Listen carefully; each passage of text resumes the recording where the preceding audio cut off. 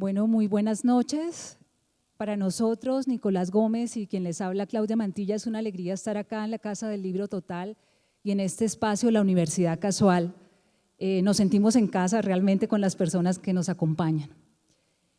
Queremos continuar con el programa Leer los Santanderes y a 100 años del nacimiento del escritor norte-santanderiano Jorge Gaitán Durán, el programa de literatura de la Universidad Autónoma de Bucaramanga se vincula a esta conmemoración con una suerte de itinerario por su vida y obra, tanto literaria como crítica y periodística.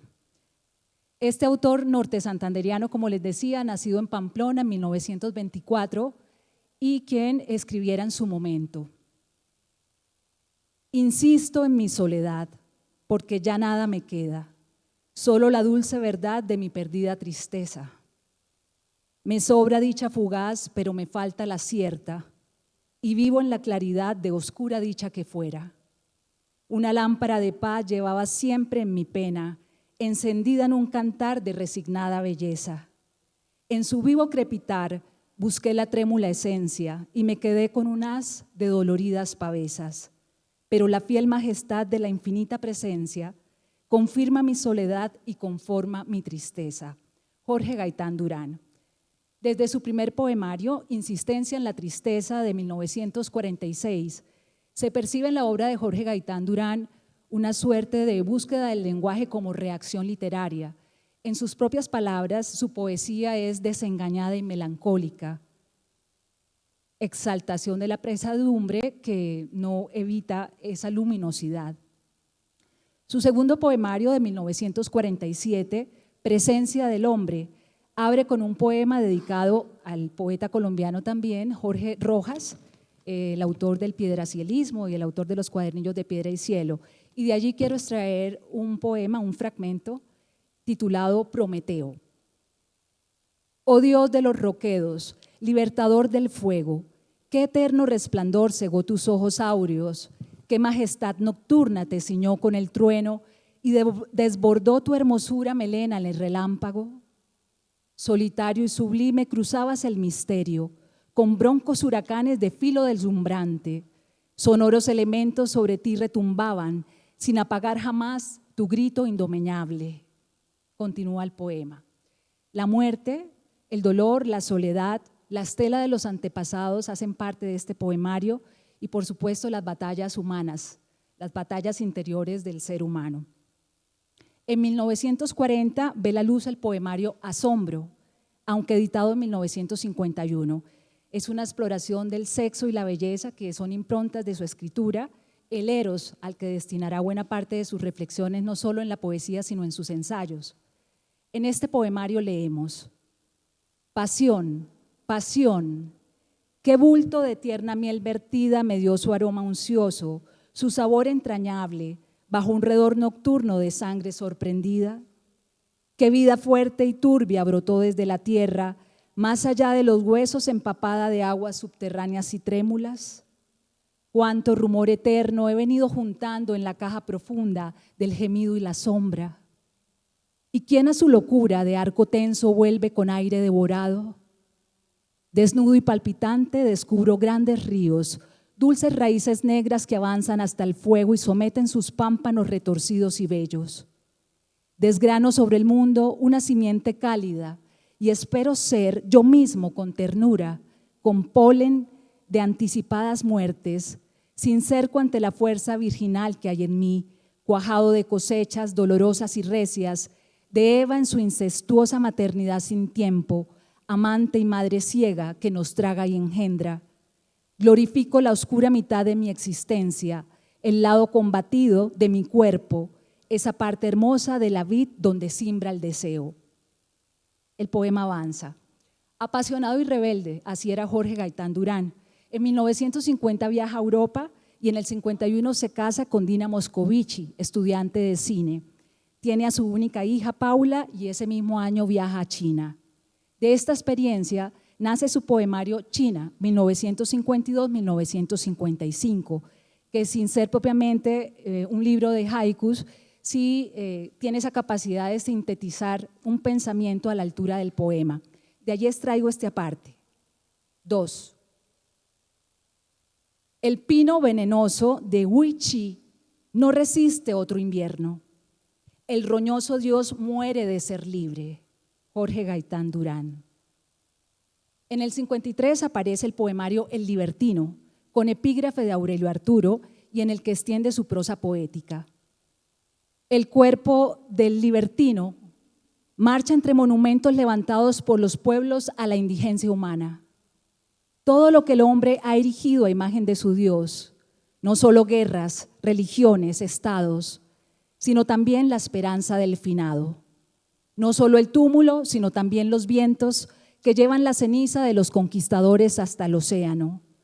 Los adoradores de la noche, los legítimos hijos de la bacanal, los feligreses de la misa negra, ¿quién los ha visto comer las espadas de fuego? ¿Quién los ha visto renegar de todo lo que el hombre ha destruido a la imagen de su deseo? En 1958 aparece un poemario considerado piedra inaugural para muchos lectores de poesía y también para muchos poetas. Se trata de Amantes. Este es un libro cuyo centro es el erotismo, con sus crestas y sus valles. Y aquí queremos hacer una pausa con Nicolás, que ya les hablará tanto de este poemario como de Si mañana despierto, para escuchar al autor, Jorge Gaitán Durán. Amantes. Somos como son los que se aman. Al desnudarnos descubrimos dos monstruosos desconocidos que se estrechan a tientas, cicatrices con que el rencoroso deseo señala a los que sin descanso se aman. El tedio, la sospecha que invencible nos ata en su red, como en la falta dos dioses adúlteros.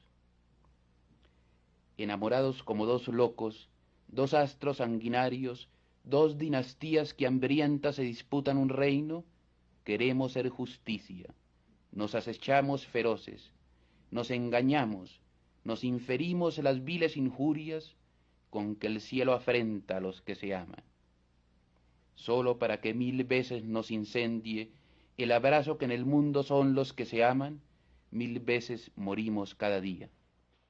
Y ahora sí, Nicolás Gómez, profesor de literatura de la Universidad Autónoma de Bucaramanga, nos hablará del poemario Amantes de Jorge Gaitán Durán.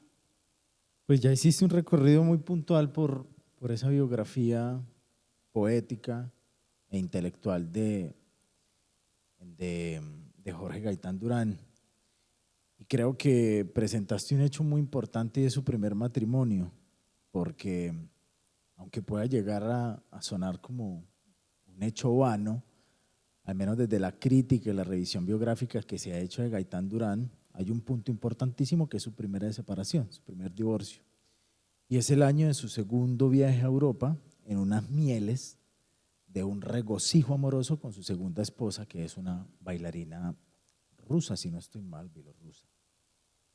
Y en este hecho pues se presenta, como lo acabamos de escuchar, una vitalidad poética un tanto diferente a esa primera escritura, a esa primera imagen que corresponde a un adolescente, bueno, llamémoslo adolescente, digamos porque empieza su escritura muy joven, pero el primer poemario fue publicado a los 21 años, ¿no?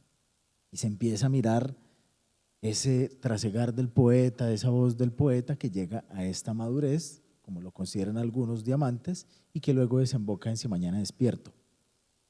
Y en este hecho también hay que tener en cuenta, diría yo, unas influencias bien interesantes, y es de lo que vamos a hablar ahorita con la revista Mito, y es que en Mito se revisa una propuesta, por ejemplo, como la de Bataille, con relación al erotismo, y también con esa pregunta por el lenguaje hacia una simiente, que viene a ser pues Husserl, Heidegger y toda esta pregunta que ya es muy específica en Si mañana despierto, con relación a la muerte.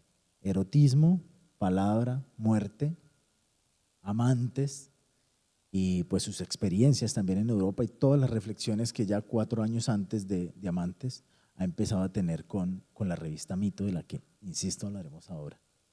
Gracias, Nicolás. Precisamente de Amantes, este poema. Se juntan desnudos. Dos cuerpos que se juntan desnudos, solos en la ciudad donde habitan los astros, inventan sin reposo el deseo.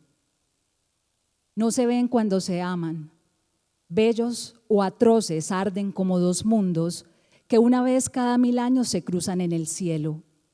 Solo en la palabra, luna inútil, miramos cómo nuestros cuerpos son cuando se abrazan, se penetran, escupen, sangran, rocas que se destrozan, estrellas enemigas, imperios que se afrentan. Se acarician efímeros entre 1000 soles que se despedazan, se besan hasta el fondo, saltan como dos delfines blancos en el día, pasan como un solo incendio por la noche. Y ahora sí vamos a hablar de Si mañana despierto, que creo que muchos lo han dicho, ¿no? No lo estoy diciendo ahora. Es un poemario que de alguna forma se vuelve de esos libros visionarios que anticipan esa muerte que será pues transversal a la obra de Gaitán Durán. Y es bien interesante, ¿no? Porque esa anticipación a la muerte pues es casi que verídica, ¿no? Es extraño, diríamos, la mística que puede haber dentro de un poema, dentro de un autor, que un año antes de su muerte pues se publique este Si mañana despierto. Yo quiero compartirles un texto, es un texto realmente muy breve, en el que trato de comentar algunos de esos aspectos que les resaltaba ahora, que viene a ser esa comunicación entre amantes, si mañana despierto, y el hecho de pensar en la muerte o en el hombre como un ser de posibilidad hacia la muerte. El hombre es un ser de posibilidad, dijo George Steiner en 1983 al hablar de la filosofía de Martin Heidegger. Pero la muerte es la finitud que condiciona la posibilidad de ese hombre, de esa mujer, que es un constante devenir en el espacio y en el tiempo. La obra de arte, la palabra poética en nuestro caso, es el lugar de la apertura y el ocultamiento de los fenómenos que dinamizan la existencia. Pero para ser claros, a través del lenguaje, el poeta se hace del mundo y ancla sus posibilidades de ser en este, mientras se encamina hacia la muerte, como este caso, nuestro poeta Gaitán Durán. A esta última idea se acerca la voz del poemario Si mañana despierto, ya lo dijimos, 1961, pues si la muerte es la cara de la vida que nos queda oculta y no está alumbrada por nosotros, cita Heidegger, la voz del poeta en la obra citada piensa la muerte, se aferra a la palabra y acepta los designios de finitud con el regocijo que brinda la imagen del cuerpo erótico. El mañana de amantes, el poeta lo anuncia y lo vive hoy en los poemas. Para empezar, por ejemplo, el poema La tierra que era mía, el título, es reafirmación del espacio vital. Leo al poeta: mas yo creo en soles, nieves, árboles, en la mariposa blanca sobre una rosa, en la hierba que ondula y en el día que muere, porque solo aquí, como un don fugaz, puedo abrazarte. La poesía es instauración por la palabra y en la palabra. ¿Qué es lo que instaura? Lo permanente, insiste Heidegger.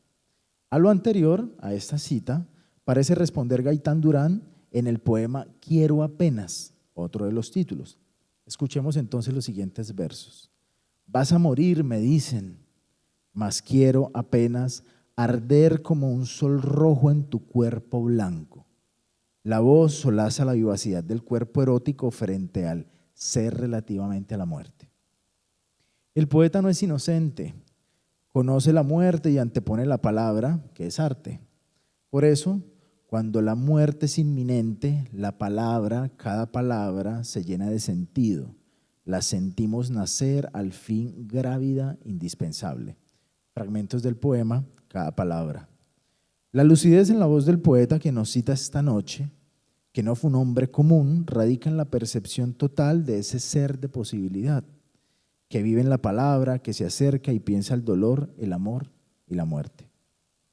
Insisto, para este año de publicación, para la revista Mito, ya pues era muy importante una figura como la de Heidegger y las traducciones que se habían hecho de sus textos y de la filosofía pues del siglo 50 en Latinoamérica. En otro poema, Verano, uvas, río, el poeta dice, lo cito: el tiempo pasa por el río, tan dulcemente como fluye el agua. Con esto, el regocijo transita por el devenir de la vida y por eso la voz del poeta anticipa. Y viene el poeta: mas ya nada es suyo, verano, uvas, río, todo concluye con la noche que envuelve y borra la juvenil cabeza rubia. Entonces, si la voz de los primeros versos presentan el goce del día, esta misma concluye con el devenir de la noche que arrebata y deshace. Por esta razón, un crítico colombiano como Juan Galeano, que ha revisado mucho la obra de Gaitán Durán, dice que este va más allá de la muerte con la conciencia de la misma. Van de la mano, verso a verso, desde amantes, al menos desde lo que podemos leer en estos poemarios. Las palabras del lancinante foco de luz, que son los últimos versos de un poema que se titula Sospecho un signo, refieren a esa inquietud de la muerte. En otro poema, como tal es su privilegio, la voz expone imperativos de finitud, precisamente.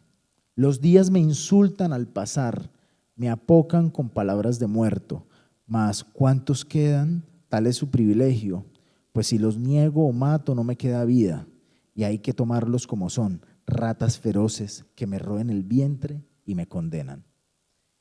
El poeta Gaitán Durán es consciente de la relación entre la palabra, el tiempo, la vitalidad y el desfallecimiento, a la vez que resalta la cualidad de posibilidad que implica la palabra poética para el hombre. De igual modo, en Hacia el cadalso, un hombre cualquiera de nosotros, de nosotras, es interpelado mientras va directo al entablado de ejecución y dice: tú no has conseguido nada, me dice el tiempo, todo lo has perdido en tu lid imbécil contra los dioses, solo te quedan las palabras. El tiempo condiciona a la voz que vive el artilugio de la palabra. Y termina el poema. El idiota repite estas palabras hasta el cadalso, interminablemente: he vivido. Puede que hayamos escuchado que el lenguaje es la casa del ser, una de las frases más famosas de Heidegger, que posibilita una comprensión diferente en los sentidos tradicionales del hombre, de la mujer. En esta también se puede incluir que el lenguaje es la posibilidad de nombrar, de vislumbrar o de experimentar, como lo hace Gaitán Durán en estos poemas. ¿Y qué es lo que vislumbra o entra? Pues ese sujeto hacia la muerte. Pero esta aclaración filosófica no es más que una excusa para que escuchemos el poema Si mañana despierto, el que le da título a esta reunión del 61, en el que la voz respira en medio de los plazos que se aunan con los días y de la angustia que implica el desconocimiento de esa muerte. Solo encuentro un rostro, hombre viejo y sin dientes, a quien la dinastía, el poder, la riqueza, el genio, todo le han dado al cabo, salvo la muerte. Es un enemigo más temible que Dios, el sueño que puedo ser si mañana despierto y sé que vivo. Yo creo que ahí es donde está una comunicación bien interesante y bien puntual con amantes. Es esa reivindicación de una vida plena, de goce, digamos, de viaje, porque está pues en Europa, es su segundo viaje hacia Europa, y pues la relación que puede tener con su vitalidad, llamémoslo así. En el caso de Si mañana despierto, el poeta ha sido juzgado como un loco, el poema que acabamos de leer, por ahondar en esa existencia, por plantear y compartir preguntas fundamentales que atañen al hombre, a la mujer, ya que la obra, en este caso, es apertura y ocultamiento, como lo decíamos ahora, por medio de la cual entendemos que la vida, si mañana despierto, es un continuo de posibilidades. El poeta insiste en la fuerza y en el ansia con las que ha vivido, y desde el título es vocativo de otro poema, Vengan cumplidas moscas, lo reitera. Cito el poema: ¿cuántas veces de niño te vi cruzar por mi alcoba de puntillas, enhebradas tus agujas con manos más ligeras que los días, como una madre, oh Penélope siempre lozana, me has guardado fidelidad, la única, vengan cumplidas moscas, hoy te pago el ansia con que viví cada momento. Los versos que hemos venido leyendo son una red de retornos y reflexiones acerca del pasado y el futuro de una vida, la de cualquiera de nosotros. Gaitán Durán poetiza esa posibilidad de que el lector reconozca, que la voz que creía indiferente, ajena, también le atañe, pues anuncia y piensa esa vida que se encamina hacia la muerte. Ya termino acá. Gracias, Nicolás. Qué bien, muchas gracias. Jorge Gaitán Durán también fue el autor de lúcidos ensayos, como El libertino y la revolución, dedicado a Sade. Es un ensayo de largo aliento que en sus palabras aclara nuestra experiencia erótica, puesto que en el más grande momento de placer y erotismo siempre percibimos el rastro de una maldición oscura. Reconoce en Sade al ser humano, más que al simple aristócrata desencantado que terminó en prisión por sus excesos, nutrido por un siglo libertino. Y concluye: el libertinaje de la imaginación culmina en soberanía imaginaria. El hombre de Sade solo puede ser soberano en la literatura. La lucidez lo llevó a escribir estos ensayos, la apasiona a convertirse en un inolvidable poeta. Otro tanto podríamos decir de sus diarios, pero como el tiempo apremia, bueno, no los vamos a aburrir tampoco. La obra de Gaitán Durán también desembocó en el periodismo, con la creación y dirección de la revista Mito, que fue como ese momento trascendental, pero también hay que recordar que él escribió crítica de arte, crítica de cine, de pintura en el periódico El Tiempo y de cine particularmente en El Espectador. Entonces vamos ahora con la revista Mito, Nicolás. Se sabe que en una reunión de amigos en Madrid, en España, Jorge Gaitán Durán le propuso a Hernando Valencia Guel que creemos una revista de cultura en Colombia. Esto no existe, ¿no? No como la queremos. Hagamos una publicación y así nace Mito. Entonces quiero preguntarle a Nicolás, ¿qué significa Mito como revista o para las letras en nuestro país y cuáles fueron esas figuras que agrupó? Bien, Mito, como tú lo acabas de decir, podríamos casi que asegurar que es la publicación más importante en Colombia en la segunda mitad del siglo XX. Y yo digo que es la más importante porque si uno hace una revisión, pues hay otras, claramente hay otras, hay voces que pues estaban en Bogotá, pero primero estaba unas décadas atrás y segundo pues no tenía no tuvo la fuerza o la relevancia que va a tener en este caso Mito con las traducciones, con la gente que va a reunir. Y si pensamos, por ejemplo, en La Costa, pues va a estar Crónica, que tenía hasta un título bien interesante, que era su mejor weekend, y lo llamaba Semanario Diario Deportivo, que era la del llamado Grupo de Barranquilla. Pero esa estuvo solamente del 50 al 51, entonces tampoco es que haya tenido una fuerza tan importante como lo va a tener Mito, que tiene 7 años, 42 números, y el último número pues es de la muerte de su editor y cabeza intelectual, que era Gaitán Durán. Y precisamente como tú lo dices, Mito responde a una necesidad, y es que si también volvemos a hacer una revisión de ese ejercicio crítico en Colombia, pues primero en el siglo XIX, en esta propuesta decimonónica, está una figura como Baldomero Sanincano, pero no hay otra igual, tal vez, ¿no? Y Baldomero Sanincano pues va a tener su espacio también de recuperación, porque parece que aparte de que Gaitán Durán hace un ejercicio editorial, hace un ejercicio de recuperación de patrimonio en ese sentido. Y pues esa va a ser una de los ejercicios más importantes que va a hacer la revista. Las figuras intelectuales, en este caso son Rafael Gutiérrez Girardot, que está en Alemania pero colabora, busca figuras, por eso la relación que tiene con Heidegger, obviamente, de quien se dice pues que en parte recibió algunas clases, algunas instrucciones en Friburgo, y ya lo nombraste, Valencia Goeckel, y pues la influencia que también tiene en parte Eduardo Cotelamos, ¿no?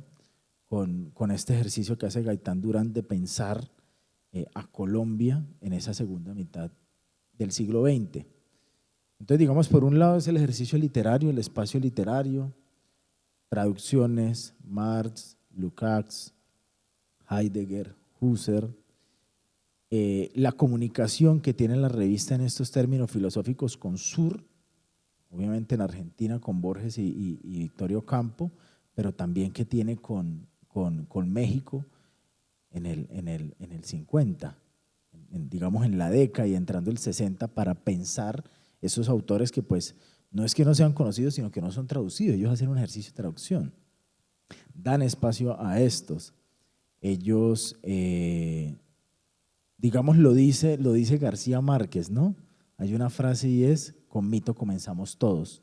Si García Márquez dice José Félix Fuenmayor, de Fuenmayor venimos todos, aquí lo dice como si fuera de Colombia, con él, con la revista comenzamos todos. Hay un ejercicio muy interesante para nombrar autores que colaboraron, pues son enormes listas, son 7 años de publicación bimensual, sí, bimensual, y en este caso pues se cae cuando su cabeza pues muere en este trágico avionazo. A lo que dice Nicolás, quisiera añadir que en Mito se conjugaron dos orillas, políticos que fungían como intelectuales, recordemos por ejemplo la presencia de Alberto Lleras Camargo y sus aportes, y también escritores que querían tener una relevancia social y política, como el ya mencionado Eduardo Cotelamos, el mismo Pedro Gómez Valderrama y Jorge Gaitán Durán. Allí entonces se dieron cita al pensamiento liberal por una parte, pero recordemos que Gaitán Durán también creía en las ideas socialistas. Él creía que los pueblos latinoamericanos podían apostar al socialismo. En un momento escribió: todo edificio estético descansa sobre un proyecto ético. Ahí estaba como condensada esa idea y ese interés por las inquietudes sociales. Sin embargo, él también era claro frente al entorno que le rodeaba y a su propia condición, y dijo en alguna oportunidad: soy uno de esos intelectuales burgueses hasta la médula, desgarrados entre su modo de vida y su lucidez, que comprenden la revolución proletaria, pero que no pueden separarla de cierto humanismo, de cierta ética.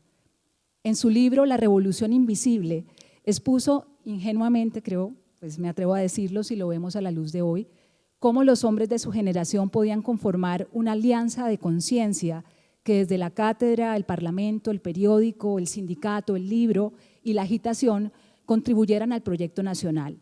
Sin duda era un idealista en ese sentido. Se dice que para bien de la literatura Gaitán Durán no ganó la curul de senador en el departamento de Cundinamarca. En todo caso, en muchos de sus ensayos, en sus textos periodísticos, vemos que tenía la intención de pensar un proyecto de nación. La revista Mito finalmente se asentó desde esta orilla liberal progresista, pero también acogió la izquierda europea, la filosofía irreverente de los pensadores que ya mencionó Nicolás, no me voy a detener allí, y vamos a ver cómo en nuestro país, en ese momento, en medio de la llamada dicta blanda del general Rojas Pinilla y de la conformación posterior del Frente Nacional, donde se turnaban el poder liberales y conservadores, Mito se constituyó como una de las principales revistas literarias, si no la más importante de su tiempo. Bueno, del final de su vida ya nos ha hecho unos adelantos Nicolás, mucho se ha hablado, pero creo que vale la pena recordar lo que se dijo en su momento en el periódico. Así se registró: Juana Pitre, Guadalupe, 22 de junio, UPI, un gigantesco avión a reacción, Boeing 707 de la Air France, al mando del piloto preferido del presidente de Francia, Charles de Gaulle, se estrelló hoy en medio de una fuerte tormenta en el lomo de burro de unos 800 metros de altura, cubierto de una selva tropical. Perecieron las 111 personas que iban en la máquina. El poeta Darío Jaramillo en uno de sus artículos escribe: eran las 3:30 de la madrugada del viernes 22 de junio de 1962 y uno de los pasajeros de este avión era Jorge Gaitán Durán. Tenía 37 años y era el director y principal sostén de Mito, la mejor revista de literatura que se ha publicado en Colombia. El poeta Santiago Espinosa, en su texto Gaitán Durán, un rito de iniciación, advierte que, comillas, hay obras donde parece que los poemas solo adquirieran un sentido pleno tras la muerte de los poetas, como si las circunstancias específicas del deceso fueran la última coda de una escritura, lo que determina su unidad. Rilke y las últimas rosas, Mandelstam viendo crujir el hielo, cierro comillas. Recuerda a su vez lo escrito por el propio Jorge Gaitán Durán el 25 de marzo de 1959, 3 años antes del accidente. Comillas. Siempre viajamos hacia el paraíso, con el viaje concluye una iniciación, cierro comillas. Y agrega más adelante en una página del diario de Gaitán Durán, comillas. No sé si haya advertido el simbolismo del avión, no sé si se haya advertido el simbolismo del avión. Volamos, nos hemos desprendido de nuestra condición terrestre y ascendemos en busca de una condición a la vez nueva y antiquísima. como el chamán que sube al cielo montado de su tamborín para restaurar la comunicación original, luego olvidada entre el hombre y los dioses. Es asombroso un tanto esta comunicación que anticipa pues, los hechos, el destino, la vida misma. El regreso para morir es grande, lo dijo con su aventura el rey de Ítaca. Más amo el sol de mi patria, el venado rojo que corre por los cerros y las nobles voces de la tarde que fueron mi familia. Mejor morir sin que nadie lamente glorias matinales, lejos del verano querido donde conocí dioses. Todo para que mi imagen pasada sea la última fábula de la casa. Muchas gracias. No sé si hayan preguntas, comentarios. Muchas gracias.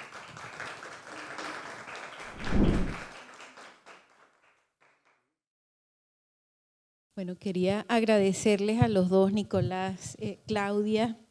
Estos espacios siempre van a connotar pues un sentido que nos acerca, un sentido que propone además unas distancias diversas en relación al autor, en relación a lo leído, a los versos.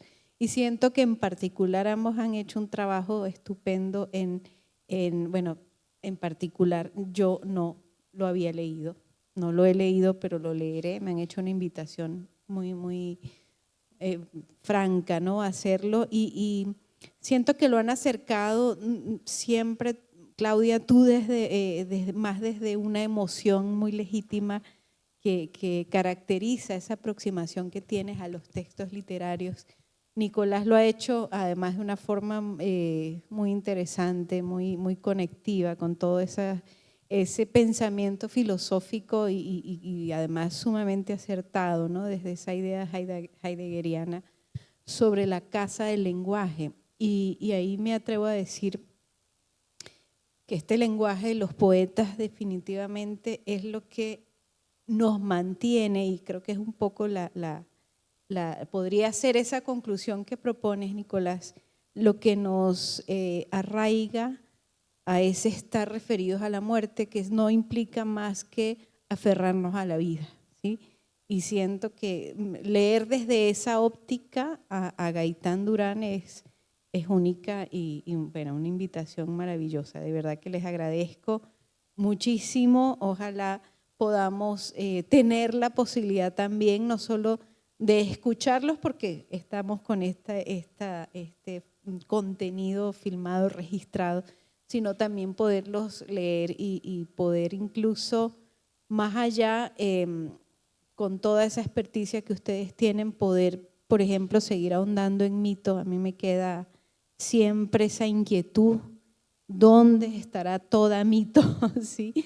¿Dónde poder encontrar además un periodo, como decía Nicolás, una forma de pensar desde una revista literaria a un país, y sobre todo justamente en ese enlace de la primera mitad a la segunda mitad del siglo? Sería muy interesante incluso proponer, decíamos ahora con Catherine, cómo poder hacer esas lecturas comparadas entre esos poetas, entre ese contexto, entre otras revistas. Ella proponía con otras de Venezuela que estén en ese momento también contando, pero también con Sur, que aunque pueda tener otra arista, pues creo que también sería muy interesante. En fin, para contarles que nos han abierto un mundo de posibilidades de investigación y de lectura, que definitivamente de eso se trata estos espacios, y les agradezco muchísimo. Un poco para jugar a la especulación, ¿por qué se acaba el proyecto de Mito con la muerte de su cabeza editora? Porque las revistas se caracterizan porque tiene un equipo. Es muy difícil tener una revista en donde una única persona, y ustedes mismos nos hacían ver que tenían todo un apoyo internacional, intelectuales buscando los contactos con otros intelectuales. Pero ¿por qué se acaba la revista? Un poco también para contextualizarnos en ese momento histórico. ¿Por qué esa fatalidad de la muerte? ¿Por qué no una reestructuración? ¿Quién estaba en segunda línea editorial? No sé, no es como es más una extrañeza que sí me gustaría que, y si no, pues si no hay una respuesta, un poco la especulación de por qué se cae un proyecto editorial tan importante. Yo especulo un tema político, porque bien lo decía Claudia, Mito, aparte de ser un espacio de crítica cultural literaria, filosófica, era un espacio político, era un espacio también de una crítica que tenía una fuerza, una fundación, un fundamento, perdón, político desde su cabeza, que era Jorge Gaitán Durán, que siempre fue militante del liberalismo. Entonces, ya digamos, habían participado con una serie, llamémoslo, de manifiestos, en lo que podríamos entender como dictadura de Rojas Pinilla, y no sé qué tanta influencia haya tenido más adelante esto, pues cuando muere él, ¿no? Que era quien realmente coordinaba todos los temas de la revista, porque hay algunos críticos, como el que les leía, pero que ya no recuerdo el nombre, que decía que Gaitán Durán era editor, corrector de pruebas, el que siempre estaba pujando porque le enviaran los textos. Es curioso porque uno escucha los mismos comentarios editoriales ahora, ¿no? Que quién busca el texto, que quién busca que escriba, que quién le insiste al colaborador. Eso dicen que hacía Gaitán Durán. Buscaba el texto, apresuraba a quien lo iba a escribir para que lo enviara, corregía las pruebas, hacía edición, hacía la corrección de estilo, hacía la editorial. Entonces, digamos, jugando esa especulación, en mi caso yo lo vería por ese lado. También como una fuerza política ahí que ya opacó el ejercicio de la revista. Pero sí es interesante, ¿no? Habría que preguntar a quien se haya sentado realmente a estudiar la revista, qué pasó para tener, digamos, como esa secuencia de 7 años. Porque yo creo que es de las más fructíferas en Colombia, ¿no? ¿Será la más? No sé qué más. Con esa rigurosidad académica e intelectual, no sé. Yo quisiera como añadirle como elementos a esa especulación, porque sí estoy de acuerdo en que puede haber una razón política detrás de esa desaparición, pero es como una intersección entre lo político y lo económico, ¿no? Porque Mito, pues finalmente, o sea, un proyecto editorial como Mito es un proyecto costosísimo y no sé qué tanto habría que sentarse a mirar, qué tanto de la pauta que hubiera podido tener la revista realmente sostenía el trabajo de la revista, por lo que mencionaba Nicolás hace un momento. Y cuando uno piensa en Revista Sur, por ejemplo, pues eso es la fortuna de Victoria Ocampo sosteniendo ese proyecto cultural también. Entonces, como que no me sorprende también que muerto el editor en jefe, principal financiador, señor de los tintos, señor de la corrección de pruebas, pues el proyecto se haga insostenible y como que la continuidad de Mito pareciera atomizarse en otros proyectos, ¿no? Valencia Goelkel funda ECO, que va a durar unos años más allá de Mito. No sé si alcanzan a tener como un periodo de coexistencia, no recuerdo bien las fechas, pero está eso.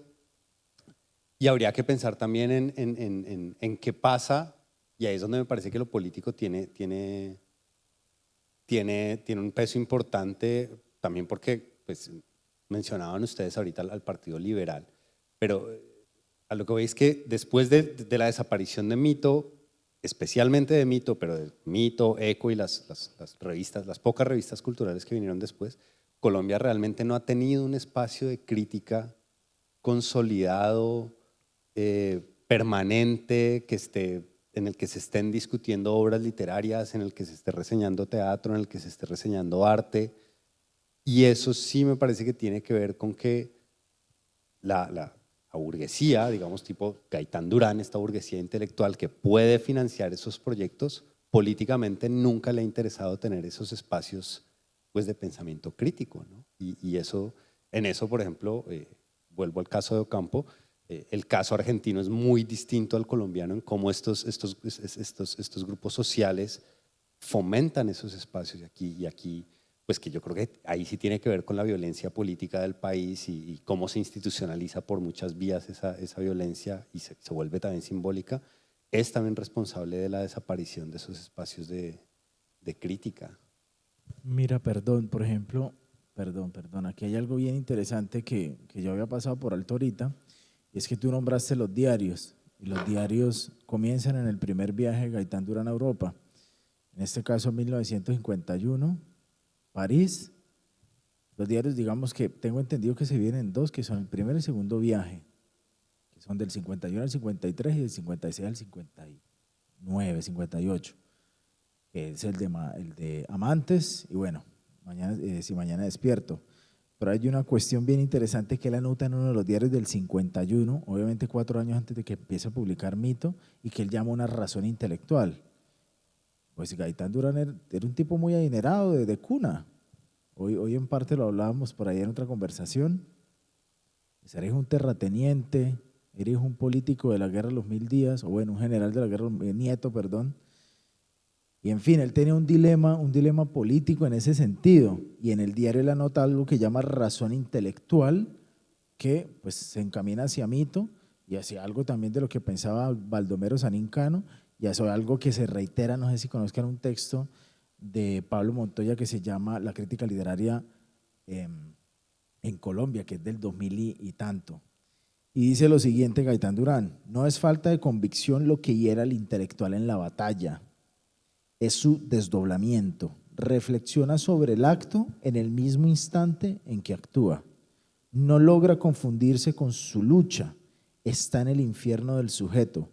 Cada cosa le parece presunción de una problemática. Cada hecho le exige una decisión en la cual compromete todo lo que es. En su obra se manifiestan los prejuicios que forman imperceptiblemente el orden cultural establecido. Entonces, como si él hubiera batallado con una contradicción pues ideológica y hasta, pues, qué sé yo, de vida. Hay un dilema ahí bien interesante en esta figura que pues también tendrá que ver con algo de lo que tú estabas diciendo, de ese interés por la revista que tenía él, ¿no? Estos son créditos, no nos podemos ir sin decir que la voz de Jorge Gaitán Durán fue extraída de un podcast de la HJCK.